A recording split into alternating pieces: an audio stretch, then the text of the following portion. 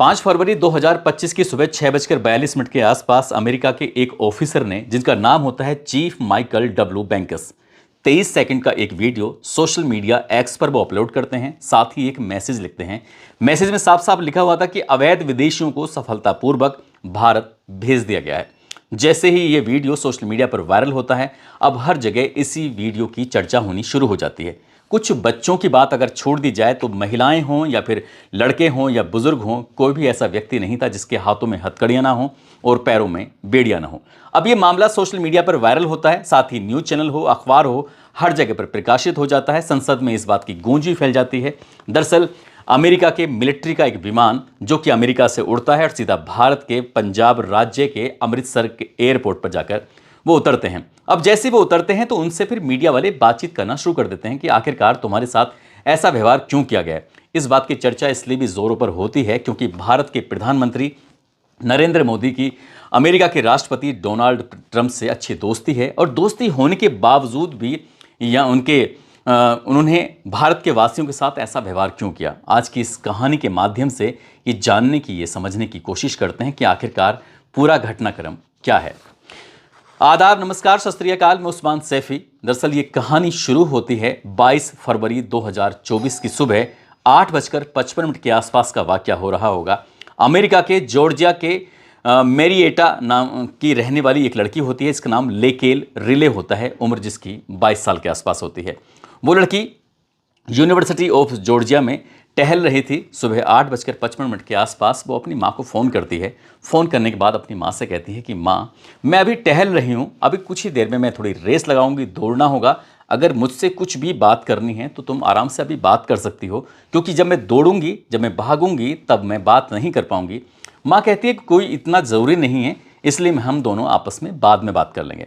अब जब बाद में बात करने वाली बात आती है तो माँ ने जब अपनी बेटी, जिसका नाम होता है लेकेल रिले, उम्र उसकी 22 साल के आसपास होती है, जो कि नर्सिंग की पढ़ाई कर रही थी, स्टूडेंट होती है, उस लड़की को, अपनी बेटी को जब फिर से फ़ोन मिलाया जाता है तो बेटी का नंबर स्विच ऑफ हो रहा था। माँ की चिंता बढ़ जाती है, माँ परेशान हो जाती है। जब लगातार नंबर बंद आ रहा है, कोई कम्युनिकेशन नहीं हो पा रहा है, कॉन्टैक्ट नहीं हो पा रहा है, तो माँ परेशान होकर सीधा पुलिस को फ़ोन कर देती है। पुलिस से कहती है कि उसकी बेटी है, नाम उसका लेकेल रिले है ना, और वो नर्सिंग की स्टूडेंट है और जॉर्जिया यूनिवर्सिटी से वो पढ़ाई कर रही है। मेरी बेटी को ढूंढ दीजिए, तलाश कर दीजिए। जैसे ही पुलिस तक ये सूचना पहुंचती है, पुलिस इस मामले को इतना गंभीरता से लेती है, अब उस लड़की की तलाश शुरू हो जाती है। अब चाहे डॉग स्क्वाड हो, जो कुत्ते सूंघने वाले होते हैं, उनका भी सहारा लिया गया है। फॉरेंसिक टीम, सर्विलांस टीम, इन टीमों का सहारा लिया जाता है और पुलिस टीम जगह जगह जाकर उस लड़की को ढूंढना शुरू कर देती है। आखिरकार काफ़ी मशक्कत करने के बाद लड़की मिल जाती है, लेकिन जिस रूप में मिलती है उस बात की किसी ने कल्पना नहीं की थी। दरअसल उस लड़की की बहुत भयंकर तरीके से, बुरी तरह से उसकी हत्या कर दी जाती है और उसकी लाश एक हैरिक झील होती है, हैरिक झील के पास ओकेनी फॉरेस्ट पार्क होता है, वहाँ पर उस लड़की की लाश मिल जाती है। जब लड़की को पोस्टमार्टम के लिए भेजा जाता है तो पता चलता है कि उसके साथ बहुत ही हैवानियत की गई है, उसके साथ दरिंदगी की गई है, उसको बहुत बुरी तरह से मौत दी गई है। दरअसल उस लड़की के हाथ में घड़ी बंधी होती है और उस घड़ी से ये पता चलता है कि सुबह 9:32 पर उसने आखिरी सांस ली थी, यानी कि उसने आखिरी बार दम तोड़ा था। अब इस मामले की जब जांच पड़ताल शुरू हो जाती है, पुलिस इस मामले को गंभीरता से लेती है और ये मामला लगातार सोशल मीडिया पर, अखबारों में, टेलीविज़न, न्यूज़ चैनल, हर जगह सुर्खियां बनी होती हैं। अब न केवल अमेरिका बल्कि पूरी दुनिया में इस बात की चर्चा हो जाती है और इस लड़की का नाम, जिसका नाम लेकेल रिले होता है, उसकी हत्याकांड को लेकर चर्चा शुरू हो जाती है। अब पुलिस पर लगातार दबाव बढ़ रहा था। पुलिस ने आखिरकार काफ़ी मेहनत की, कड़ी मशक्क़त की और जो कातिल होता है, हत्यारा होता है, आखिरकार उसको पकड़ लिया जाता है। हत्यारा होता है विदेशी, जिसके देश का नाम होता है वेनेजुएला का रहने वाला था। 26 साल की उसकी उम्र है और जोस इबारा उसका नाम होता है। आखिरकार पुलिस उसको जब गिरफ्तार करती है, उससे पूछताछ करती है, तो पूछताछ करने के बाद वहाँ से मौके से जो फॉरेंसिक टीम को जो सबूत मिलते हैं, वैज्ञानिक साक्ष्य जो मिलते हैं, और साक्ष्य के आधार पर उस लड़के को गिरफ्तार किया जाता है, तो पता चलता है कि ये जो अमेरिका में रह रहा है, ये अवैध रूप से रह रहा है और अवैध रूप से रहने के बावजूद भी ये इस तरह के अपराध करता रहा है, जैसे इस पर हत्या का, अपहरण का, रेप का प्रयास, साथ ही 911 कॉल में बाधा उत्पन्न करना और जासूसी जैसे इस पर आरोप थे। पुलिस ने इसे गिरफ्तार किया। गिरफ्तार करने के बाद इसको जेल भेजा।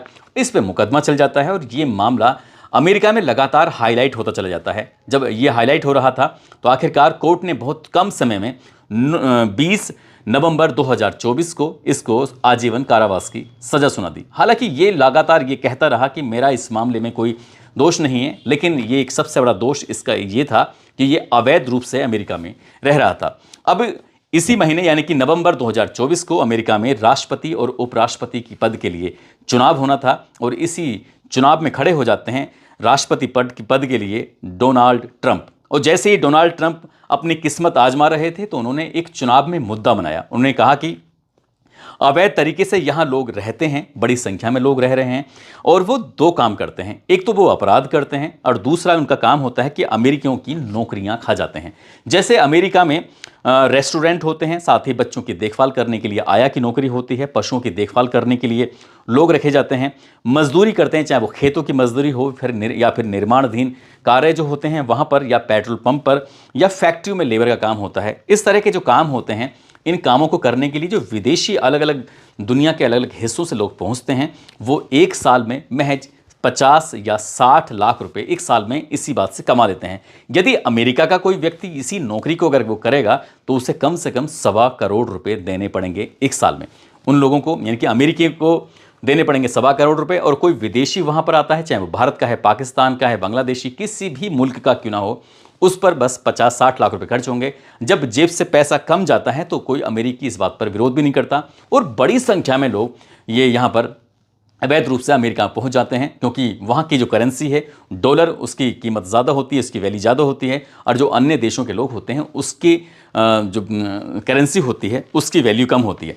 अब ऐसी स्थिति में डोनाल्ड ट्रंप ने यह मुद्दा बनाया। उसने कहा कि मैं अगर राष्ट्रपति बन गया तो इन सबको जो अप्रवासी हैं, जो अवैध रूप से यहाँ पर रह रहे हैं, इन अवैध रूप से रहने वाले इलीगल लोगों को हर हाल में बाहर कर दूंगा। और ये मुद्दा बना लेता है, और मुद्दा होता है उसका, जो लड़की होती है इसका नाम होता है लेकेल रिले, उसको मुद्दा बना लेता है उसके नाम का, क्योंकि जिस तरह से उस लड़की के साथ हत्या होती है, उसके साथ दुराचार होता है, ये मुद्दा बन जाता है। और ये मुद्दा इतनी तेज़ी के साथ घर घर पहुंच जाता है, लोगों तक पहुंच जाता है, लोगों को विश्वास दिलाया जाता है कि तुम्हारी नौकरियां भी मिलेंगी, तुम्हारे साथ जो गलत हो रहा है वो भी नहीं होगा, जो तुम्हारी नौकरियां दूसरे लोग हड़प लेते हैं, अवैध रूप से यहाँ पर रह रहे हैं, उनको यहाँ से बाहर कर दिया जाएगा। अब यहाँ वोट डलना शुरू हो जाता है। जैसे वोट डलता है, आखिरकार लोग सहमति के साथ वोट डालकर डोनाल्ड ट्रंप को चुन लेते हैं। वो 60वें राष्ट्रपति के रूप में चुन लिए जाते हैं। जैसे ही 60वें राष्ट्रपति के रूप में चुने जाते हैं तो मीडिया में ये बात सुर्खियां बन जाती है कि आखिरकार जो उन्होंने मुद्दा बनाया था उस मुद्दे के आधार पर इनको चुन लिया गया है। लेकिन 20 जनवरी 2025 को डोनाल्ड ट्रंप जैसे ही शपथ लेते हैं तो सबसे पहले एक एक्ट बनाते हैं, और वो पहला एक्ट होता है लेकेल रिले एक्ट। दरअसल इस एक्ट में साफ साफ बताया गया था कि जो अवैध रूप से बिना किसी दस्तावेज के अमेरिका के अंदर प्रवेश कर गया है, उसको पकड़ कर उसको डिटेन करने के बाद उसको बाहर कर दिया जाएगा। अब यहां से कुछ एजेंसियों ने ये आंकड़े जुटाने शुरू कर दिए कि पूरे अमेरिका के अंदर कितने ऐसे लोग हैं जो अवैध रूप से रह रहे हैं। तो पता चलता है कि लगभग 1.25 करोड़ लोग हैं, 1,25,00,000 लोग जो अवैध रूप से बिना किसी दस्तावेज के, बिना किसी लीगल तरीके से वो घुस जाते हैं और वहां जाकर लंबे समय से कोई रह रहा है। किसी का तो वीजा खत्म हो गया है, किसी का कुछ इस तरह से, कुल मिला के 1.25 करोड़ का यह आंकड़ा बताया जाता है। अब इस 1.25 करोड़ के आंकड़े की अगर बात करें तो भारत के लगभग 7,25,000 लोग ऐसे हैं जो अवैध रूप से अमेरिका में रह रहे हैं। अब इसमें जब इनकी टीम ने, एजेंसियों ने ये जांच पड़ताल करना शुरू किया है तो पता चलता है कि 20,407 ऐसे लोगों को चिन्हित कर लिया गया जिनके पास कोई ऐसे दस्तावेज नहीं थे जिनको लीगल घोषित कर दिया जाए, जिनको रहने की अनुमति दे दी जाए। आखिरकार 20,407 लोगों को जब चिन्हित कर दिया जाता है तो इसमें से 2,467 लोगों को डिटेंशन सेंटर में डाल दिया जाता है। एक तरह की जेल होती है और जेल में ऐसे ही लोग रहते हैं जैसे कि भारत के अंदर शायद असम में बताई जाती है। अब चीन में भी इस तरह की जेल है जो गैर कानूनी तरीके से किसी देश के, दूसरे देश के लोग वहाँ पर रह रहे हैं, उन लोगों को ऐसे डिटेंशन सेंटर में डाल दिया जाता है जहाँ रहने खाने पीने का सब तरह का इंतजाम होता है। तो भारत के 2,467 लोग अमेरिका के डिटेंशन सेंटर में थे। हालांकि टोटल मिला के संख्या यहाँ पर 42,000 के आसपास बैठती है। और अगर इस डिटेंशन सेंटर की क्षमता की अगर बात करें तो पता चलता है कि 38,521 की ही क्षमता है, बल्कि इससे ज़्यादा, यानी कि 42,000 उसमें लोग रह रहे थे। आखिरकार बाकी जो बसते हैं 20,407 में से जो 2,467 को डिटेंशन सेंटर में, 17,940 ऐसे हैं जिनके पैरों में एक एंकल मॉनिटर डाल दिया गया है। एंकल मॉनिटर, इसका फोटो भी मैं आपको बराबर में लगा के दिखाऊंगा, जिसमें होता क्या है कि किसी भी आदमी की एक सीमा निर्धारित कर दी जाती है, उस निर्धारित सीमा से वो बाहर नहीं जाएगा। यदि उसने बाहर निकलने की कोशिश की तो मशीन वो अपना एक सायरन बज जाएगा और पुलिस मौके पे तुरंत पहुंच जाएगी।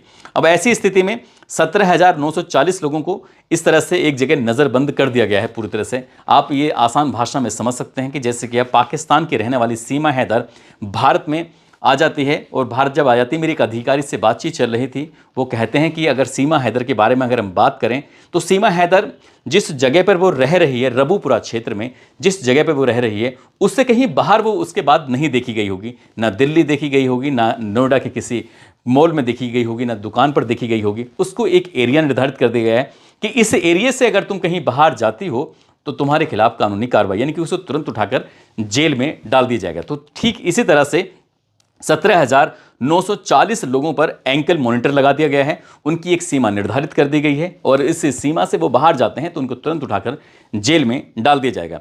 अब आते हैं डिटेंशन सेंटर के 2,467 लोगों में से 104 लोगों को इन्होंने पहले हिरासत में लिया, एक तरह से हिरासत में ही कहेंगे। उनके पैरों में बेड़ियां डालते हैं और हाथों में हथकड़ियां डालते हैं।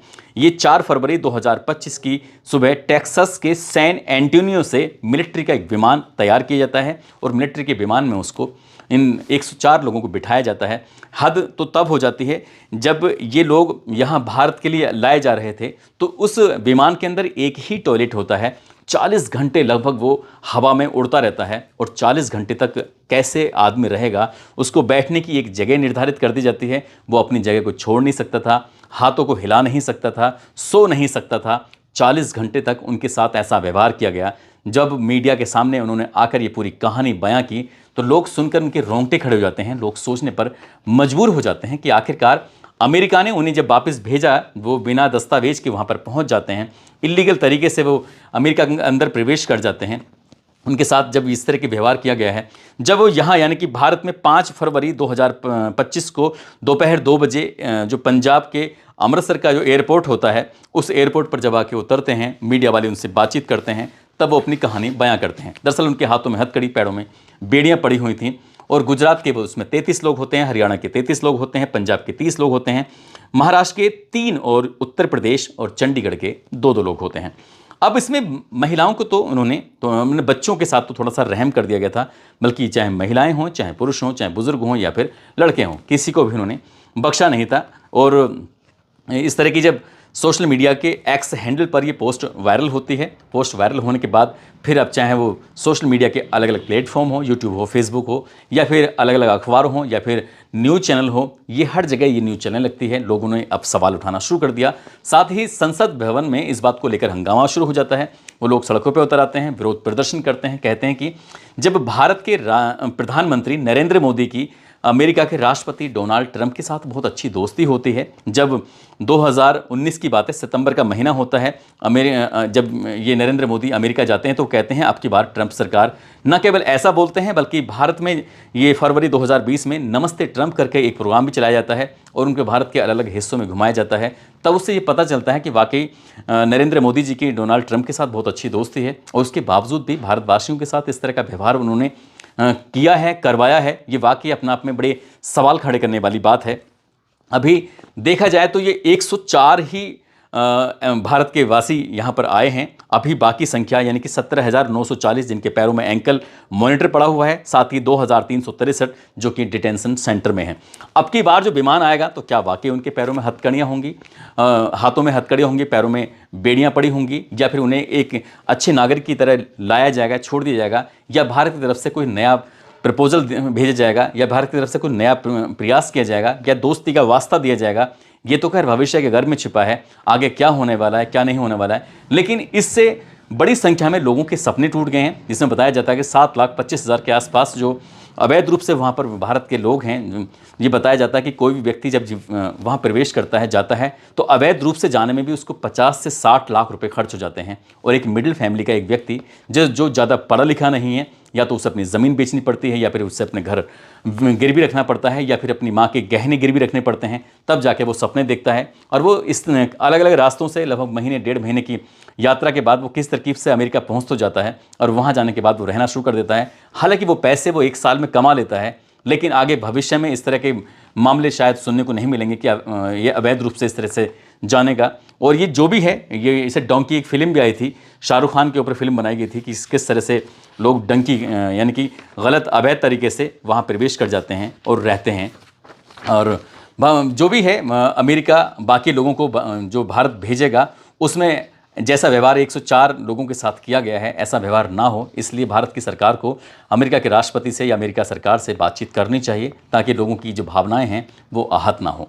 दोस्तों, इस पूरे घटनाक्रम को सुनाने का उद्देश्य किसी को परेशान करना नहीं है, किसी का दिल दुखाना नहीं है, बल्कि आपको जागरूक करना है, आपको सचेत करना है। और जाते जाते कोरबा की रहने वाली नर्मदा दास से हैं, साथ ही हसन रजा हैं, उनका 6 फरवरी को जन्मदिन होता है, नर्मदा का 7 फरवरी को जन्मदिन होता है। इनको जन्मदिन की ढेरों सारी शुभकामनाएं, बहुत बहुत मुबारकबाद। साथ ही कुछ लोगों ने नाम लेने की अपील की है, जिसमें छत्तीसगढ़ से शशि गोरखे, लखनऊ से विवेक गुप्ता हैं, आरिफ हुसैन, सऊदी अरब से उनकी पत्नी उजमा और बेटी सुहाना हैं, मोहम्मद तारिक पुखेवाला बिजनौर के रहने वाले हैं, शाकिर सिद्दीकी बरेली से हैं, रामू निषाद चुरू राजस्थान से, अमरचंद सारण बिहार से, सुजीत परमार राजस्थान हनुमानगढ़ से, सुनीता और उनकी पत्नी सुनीता हैं, उनके पति हैं बबलू कनोई यूपी से, अहमद हसन झारखंड से, इमरान हुसैन बुलंदशहर से, विकास सोलंकी एमपी संगरौली से, यूसुफ और हरियाणा रेवाड़ी से योजीत, और मुजफ्फरपुर से सद्दाम हुसैन, झारखंड से एसपी वर्मा, अशोक गोस्वामी, रमेश रमन ननतोड़ी से, शिवदीप यादव फिरोजाबाद से। आप सब लोग अपना ख्याल रखें, सुरक्षित रहें। जय हिंद, जय भारत।